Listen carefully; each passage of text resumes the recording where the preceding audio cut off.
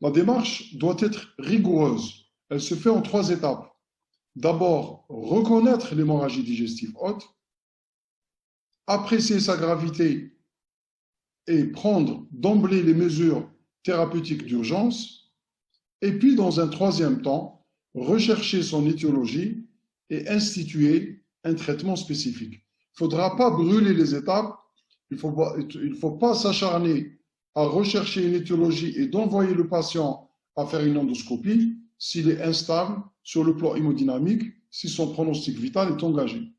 Et donc, il faut respecter les 3 étapes de façon rigoureuse. Reconnaître l'hémorragie, ça veut dire diagnostic positif, diagnostic différentiel. Pour le diagnostic positif, on peut être devant 2 situations, les cas faciles et les cas difficiles. C'est facile quand le saignement est extériorisé.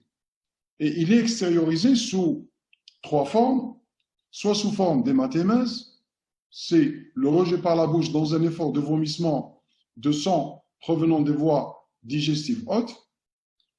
Le méléna, c'est l'émission par l'anus de sels noirs nauséabondes.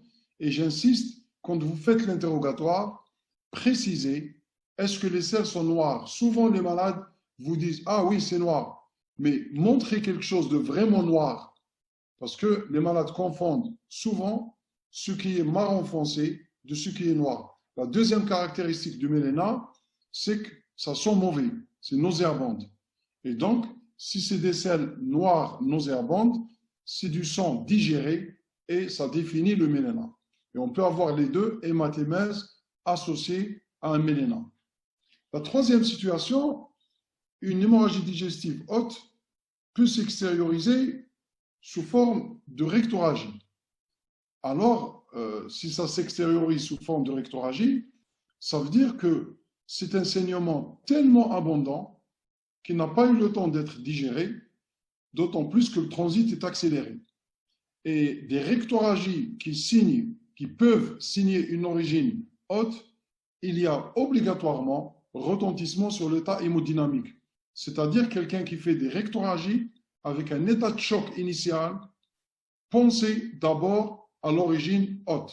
Stabilisez le malade, prenez les mesures d'urgence, et puis le premier examen à faire, ça sera une endoscopie digestive haute. À l'inverse, des rectorragies sans retentissement hémodynamique, ça ne signe pas une origine haute, ça signe une origine basse. Et donc, votre premier examen visant à l'explorer sera une coloscopie. 2e situation, c'est les cas difficiles. On est devant 2 situations. Première situation, le saignement a été tellement abondant qu'il n'a pas eu le temps de s'extérioriser et ça a occasionné un état de choc initial. C'est le choc, l'état de choc hypovolimique.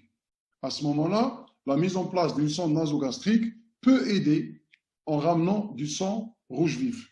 C'est une situation très rare. Par contre, la situation la plus fréquente dans votre pratique, et là c'est le premier gros message aujourd'hui, c'est l'anémie fériprive. Pour l'anémie fériprive, vous allez faire hémato s'il y a un saignement occulte. Ça veut dire que le saignement est de petite abondance, il n'est pas visible. Et donc le malade ne le constate pas, alors qu'il y a du sang dans les selles.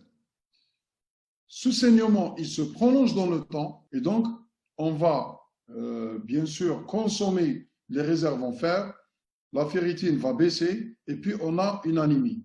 La caractéristique, c'est une anémie microcytaire hypochrome. Et donc, premier gros message, l'anémie microcytaire hypochrome est un symptôme et non pas une maladie. Ça nécessite une exploration complète du type digestif. Chez la femme, la première cause d'anémie fériprive, elle est d'origine gynécologique, mais c'est assez facile. Si elle n'a pas de ménorrhagie, si elle n'a pas de métrorragie, c'est obligatoirement le tube digestif. Il y a soit une carence d'apport, c'est très rare de nos temps, mais s'il n'y a pas ça, c'est un saignement occulte. Endoscopie digestive haute, cette endoscopie digestive haute est normale. Méfiez-vous du cancer du côlon droit. le mode de révélation très fréquent du cancer du côlon droit, c'est le saignement occulte qui entraîne une anémie fériprive et donc ça impose une coloscopie. Et donc retenez le premier message, une anémie fériprive, c'est un symptôme, ça doit s'explorer et sur le plan digestif, endoscopie digestive haute, si elle est normale, complétée systématiquement par une coloscopie parce que le côlon droit étant très large, la tumeur occasionne rarement une occlusion puisqu'il y a de l'espace, mais elle va nécroser, ça va saigner, ça saigne, soit ça donne des rectoragies ou du méléna, soit ce n'est pas apparent et ça donne une anémie fériprive par saignement occulte. Quels sont les diagnostics différentiels? Donc, il faut éliminer ce qui n'est pas hémorragie. Ce qui n'est pas hémorragie, c'est ce qui est coloration alimentaire ou médicamenteuse, par exemple, betterave, épinards, du fer, du charbon, etc. Et donc, recherchez ça à l'interrogatoire, notamment la prise de fer. Quelqu'un qui a un saignement occulte, on met du fer, c'est automatiquement les selles vont se colorer en noir. Ce n'est pas du méléna, mais c'est la coloration noire liée à la prise de fer. Si on dilue les selles, si c'est du sang, ça tombe vers le rouge. Si c'est du fer, ça reste noir. Deuxièmement, ce qui est hémorragie, mais non digestive. Il y a du sang, mais ce n'est pas d'origine digestive. C'est l'hémocyalémèse, origine bucco-pharyngée, c'est facile par l'examen clinique. L'hémoptysie, mais l'hémoptysie, c'est des efforts de toux. C'est l'émission de sang par la bouche dans un effort de toux et non dans un effort de vomissement. Et puis, c'est l'épistaxis. Quand l'épistaxis est antérieure, c'est facile. Mais parfois, elle est postérieure et donc elle peut être déglutie, vomi. Ça, c'est des situations qu'on rencontre en endoscopie d'urgence, mais elles sont relativement rares. Et puis, le diagnostic différentiel le plus difficile en pratique, c'est l'hémorragie digestive d'origine basse quand le malade se présente pour un méléna. Et donc, rappelons-nous, le méléna, c'est l'émission par l'anus de sang noir nauséabonde. 80 à 90%, le méléna est lié à une lésion haute. S'il n'y a pas de lésion haute, elle est basse. En pratique, il y a un critère qu'on va retrouver un peu plus loin dans les scores, c'est l'urée. Le rapport, ce qu'on appelle le rapport urée sur créate. Je m'explique. L'urée, c'est quoi l'urée? C'est le produit issu de la dégradation de l'ammoniac, lui-même issu de la dégradation des acides aminés, donc des protéines. Si on a un saignement d'origine haute, les protéines seront dégradées, il va y avoir une hyperproduction d'ammoniac, cet ammoniac est absorbé, ça passe dans le tronc-porte et dans le foie, ça va hyperproduire de l'urée. Les capacités du rein seront dépassées et donc cette urée augmentera. Et plus la lésion est basse,